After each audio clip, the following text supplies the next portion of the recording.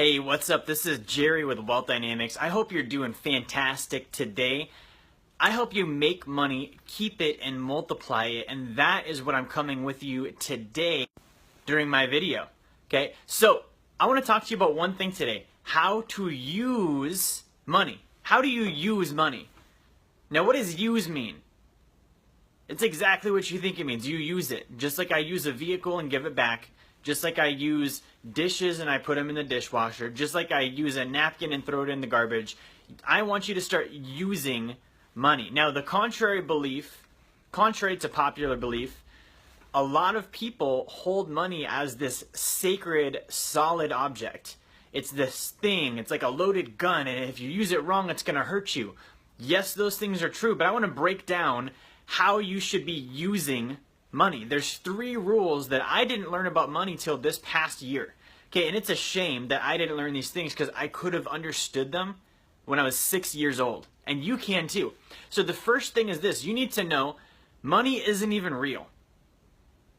Okay, you spend your whole life trying to collect it and struggling and trying to get it. It's not even a real thing.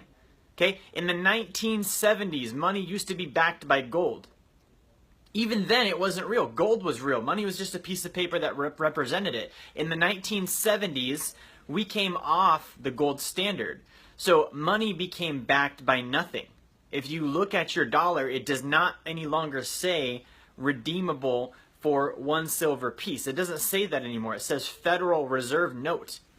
It doesn't say gold certificate and silver certificate. So it literally is a piece of paper backed by nothing. It's backed by the full faith and credit of the Federal Reserve.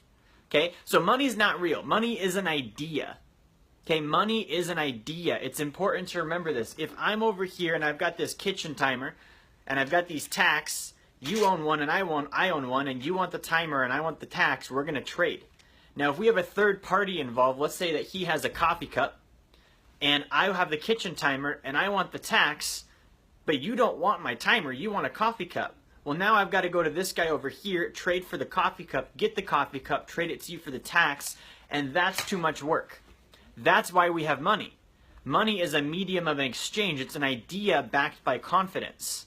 That's rule number 1 that you need to know about. Rule number 2. Rule number 2 is this. So rule number 1, money's not worth anything. It's not real. Okay, rule number 2, money follows confidence. Money follows confidence. Look at anybody you know that's wealthy. They have confidence by other people instilled in them. Warren Buffett, people are confident in him. Okay, the U.S. government, you give a crap ton of money to them, you're confident in them. I'm not. That's why I try not to give them money. But money follows confidence. Okay, number 3, money follows attention. Money is a unit of attention. If you look at a movie just came out called The Greatest Showman, that's P.T. Barnum. He made money because he was able to get attention. These are 3 fundamental operating rules of money. And if you know these rules, you can harness them. So how do you use money?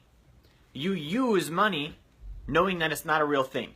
Okay, money is a fluid thing, and it's an idea. It's mist. You can manipulate it and use it any which way you want, and guess what? It can't actually hurt you.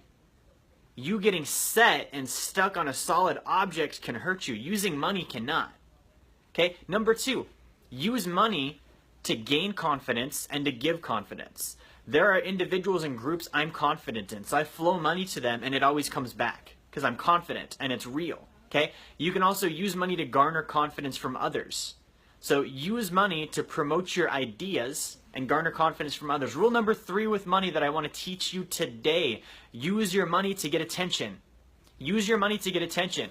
Ultimately, you have ideas. You're going to promote those ideas whether you know it or not. Use money to get attention about your ideas. If your ideas are good and wholesome and ethical, you should want the world to know about them. Okay, use your money to promote your ideas. What do you do next? You repeat the cycle. You go back through and you use the money again.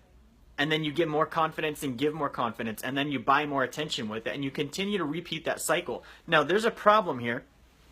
The problem is this. When I was growing up, I was taught that money was the root of all evil, which doesn't mean it's not real. It meant it was very real and it was a bad thing. Okay, and I was also taught that money was this hard, solid object. Money caused my parents to get divorced 3 different times. So I looked at money as this thing, like a loaded gun, like it can injure people. Okay, it causes fights and disagreements and arguments. That's what I was taught. Now that's false. I was also taught not to have confidence. I was taught that humility is what you want and that you shouldn't have confidence and that you shouldn't give too much confidence because you might be an idolater if you do that. That's not true either. Number 3, I was taught never get attention. I was taught sit down, shut up, stay to yourself, be seen and not heard, never get attention. That's also false. So I had to break those belief systems personally before I could start winning with money. Okay, so I wrote an article about this. I'm posting it in the comments right now. In this article, there is a 60-minute course that I delivered on money. It's free. Doesn't cost anything. It's going to help you break through the mindsets that I just talked about and learn the real data about money. Okay, so thank you so much for watching. Check out Jim Parr in the comments. That guy is unbelievable. Like, share, subscribe. I will talk to you next time.